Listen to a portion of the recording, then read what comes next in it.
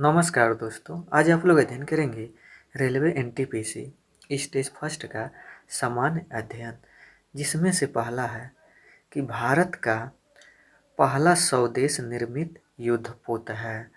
तो भारत का पहला स्वदेश निर्मित युद्धपोत यह है इसमें से, यानी INS गोदावरी, यानी पहला का ऑप्शन डी को मानव उपयोगकर्ता और कंप्यूटर के बीच एक इंटरफेस के रूप में जाना जाता है। तो किसे जाना जाता है?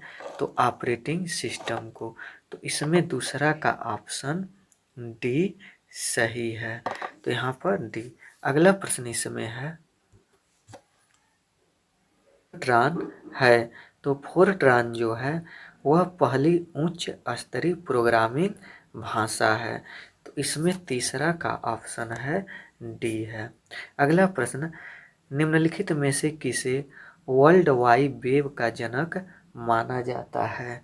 तो इसमें माना जाता है, यानी सर टिमोथी जॉन बर्नस-ली। तो चौथा का ऑप्शन बी। अगला प्रश्न कि निम्नलिखित में से किसका उपयोग जल के शुद्धिकरण के लिए किया जा सकता है? तो फिटकरी। निम्नलिखित में से कौन सा भारत में बिजली उत्पादन का मुख्य स्रोत है? तो ताप विद्युत। इनमें से कौन सा भारत का अधिसूचित बायोस्फीयर रिजर्व नहीं है? तो नल्ला माला। अगला प्रश्न है कि एक उपकरण है जिसके द्वारा एक ही वस्तु की दो अलग अलग तस्वीरों को एक साथ देखा जा सकता है। तो स्टीरियोस्कोप। श्रीहरिकोटा से PSLV-17 द्वारा एक उपग्रह GSAT-12 प्रक्षेपित किया गया था। तो वह है संचार। अगला प्रश्न कि निम्न में से कौन सा कानून पर्यावरण सुरक्षा से संबंधित नहीं है? तो बंदरगाह कानून संशोधन अधिनियम 1997। किस भारतीय संगठन द्वारा सूर्य के प्रकाश से ईंधन के निर्माण हेतु एक कृत्रिम पत्ता विकसित किया गया था? तो CSIR। किस गैस को हंसाने वाली गैस के नाम से भी जाना जाता है? तो नाइट्रस ऑक्साइड। अगला प्रश्न है, पद्म विभूषण से सम्मानित की जाने वाली प्रथम भारतीय भरतनाट्यम नर्तकी का नाम बताइए। तो वह है सोनल मानसिंह। प्रथम पंचवर्षीय योजना किस मॉडल पर आधारित थी? तो हैराल्ड डोमर। अगला प्रश्न है कि यूरोप में असहाय एवं बेघर बच्चों और परिवारों की सुरक्षा को बढ़ावा देने हेतु किन संगठनों ने ब्लू डार्ट गतिविधि केंद्र की शुरुआत की है? तो यूनिसेफ और UNHCR। अगला, 10 कुमार रचित या टेल्स ऑफ 10 प्रिंसेज की रचना किसने की थी? तो यह डांडी ने की थी। तो 16वां का ऑप्शन डी। अगला प्रश्न है कि 11वीं पंचवर्षीय योजना में से संबंधित कारीगरों को marketing sport and services scheme द्वारा सहयोग दिया गया था। तो यह दिया गया था हस्तशिल्प, यानी 17वां का ऑप्शन ए। अगला प्रश्न कि अंडमान निकोबार द्वीप का राजकीय पक्षी कौन सा है? तो यह है वुड पिजन, यानी 18वां का ऑप्शन ए सही है। जालियांवाला बाग हत्याकांड के विरोध का प्रत्यक्ष परिणाम है? तो यह है, यानी रालेट अधिनियम। इनमें से कौन सा भारत का अधिसूचित बायोस्फीयर रिजर्व नहीं है? तो यह है इसमें से नल्ला माला, यानी 20वां का ऑप्शन डी। अगला प्रश्न है, भारत में राज्य सरकार द्वारा कर लगाए जाते हैं। तो कर लगाए जाते हैं शराब पर उत्पादन शुल्क। तो 21 का ऑप्शन ए सही है।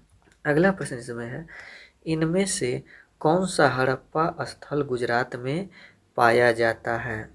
तो धौलावीरा। माउंट गार्डविन ऑस्टिन केटू की ऊंचाई मीटर में है। तो यह है 8611 मीटर, यानी केटू की ऊंचाई जो है 8611 मीटर है। भारतीय संविधान के गणतांत्रिक होने का कारण क्या है? तो इसमें निर्वाचन संसद का प्रावधान शामिल है।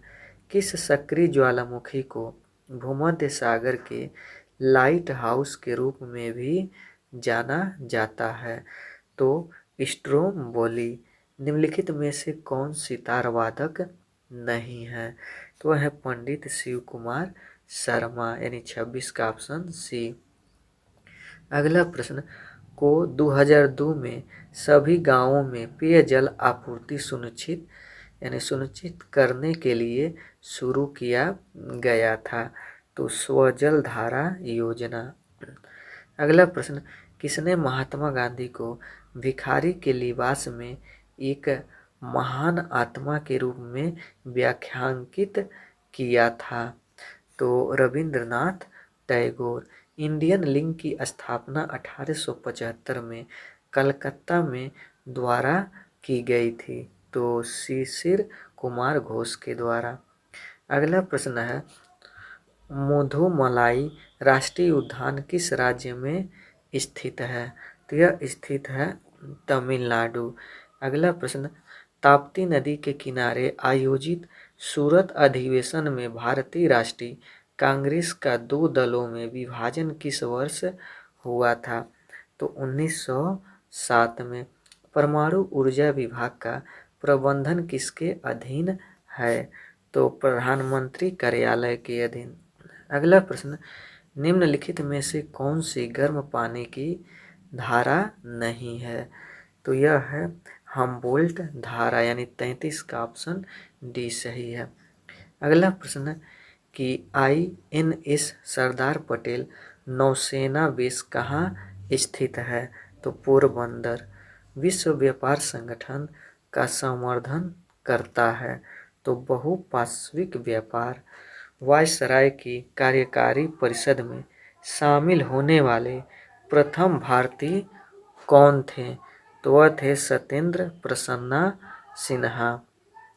अगला प्रश्न, निम्नलिखित में से सही युग्म का चयन करें, संगठन और उसके मुख्यालय। तो यह पहला है, यानी UNIDO वियना।